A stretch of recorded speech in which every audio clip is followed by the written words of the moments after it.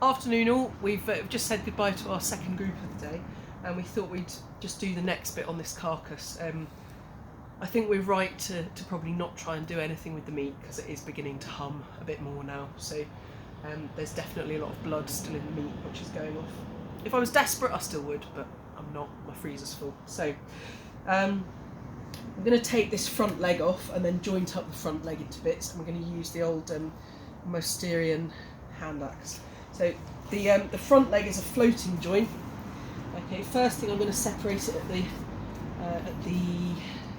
well, sort of the wrist, isn't it?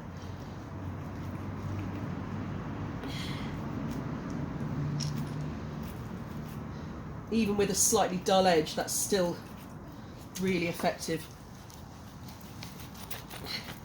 Okay, and I'm seeing, there we go, I'm getting into that joint now. I'm going to just try with this old Ficron hand axe, because that's actually got quite a nice edge on it. It'd be interesting to look at the butchery marks on this when we're done. Now I'm going to cut it underneath. I can just feel more mobility in that now because I've cut some of the ligaments just across there. The edge on this is working really nicely.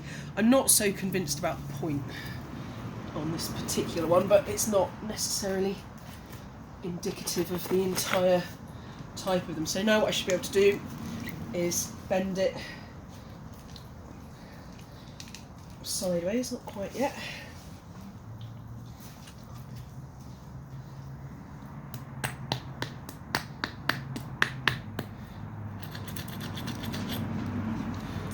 Here that I've got problems.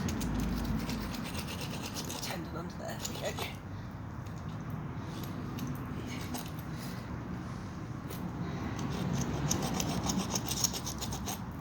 Okay.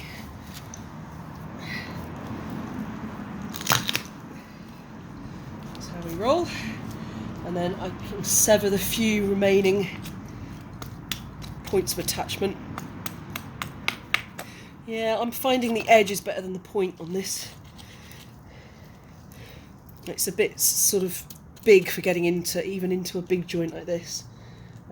So I think, unless you're dealing with something the size of a woolly rhino or a mammoth, I'm not convinced it's the thing. But the edge on the Mousterian sort of neanderthal hand axe was really, really good.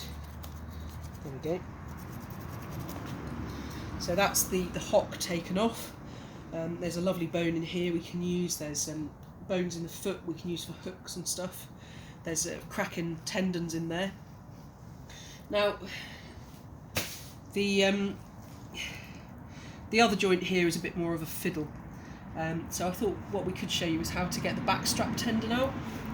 So for that, what I need to do is get its back. Now, along its spine here, did I start doing it yesterday? No, I didn't. So the backstrap tendon runs along either side of the spine. The first layer you've got to get through is a very tough and fibrous sort of membranous layer. That's not the tendon, that is that gorgeous silvery layer there.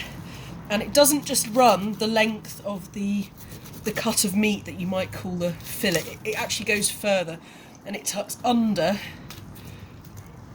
some of the muscles of the haunch back here, so they kind of lock together. So for sewing purposes, obviously you want the longest sections of tendon that you can get. You can actually see the threads there. Yeah, the individual fibres of tendon. So I'm going to clear away this. Yeah, and again it tucks under the shoulder blade at this end. Now these are hard to get hold of from butchers because they don't want to destroy the fillet, which is obviously the most expensive cut of meat. Okay, so now I've done that, this is the fillet here. I'm going to cut as close to the spine as possible. Yeah, that's a separate layer of tendons that go in there. Sadly, they're not that long, though I might get some out of there, possibly. Oh, I'm just imagining how big the back strap would be on a mammoth. Okay, there's the spine there.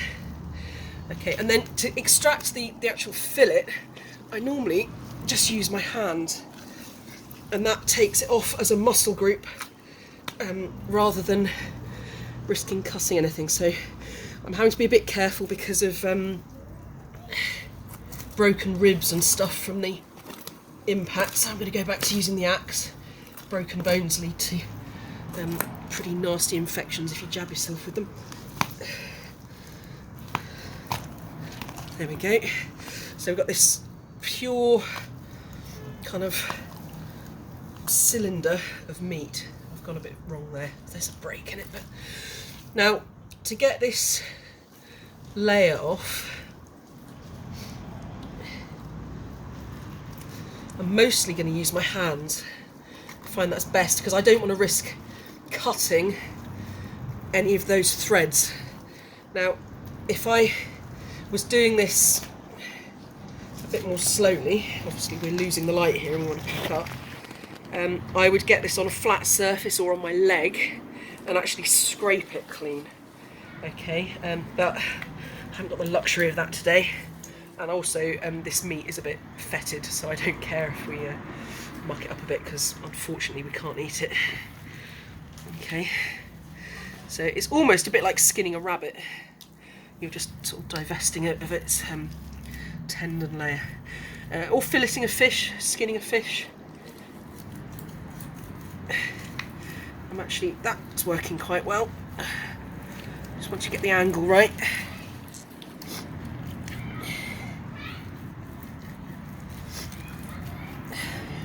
Okay, there's still a lot of meat and stuff on the back, but that will scrape off really nicely.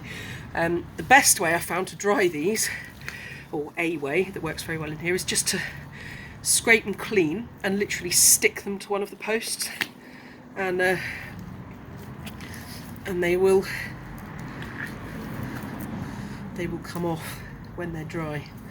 And there's natural glues in there. Okay, oh, there's left a bit behind there. Take that. Some of the fibres in the tendon are much shorter than others. Okay, so they don't run the full length of the back. These ones in this main group are hopefully going to be nice and long.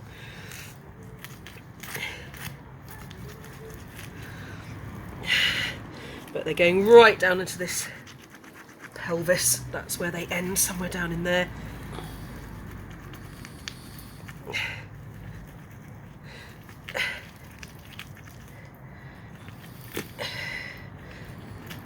Stubbornly carrying on using this Ficron hand axe, but actually I think I'd be better off with a flake tool, really.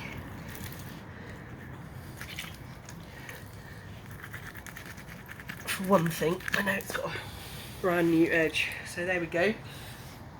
And then just use that at an angle where it's not able to cut to scrape off all of this material here.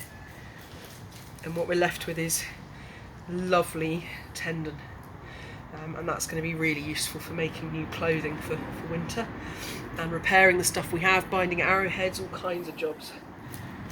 And it always slightly amuses me that we're using deer tendon, in theory, to make arrows, possibly even make a bowstring that we're using to shoot arrows at the deer.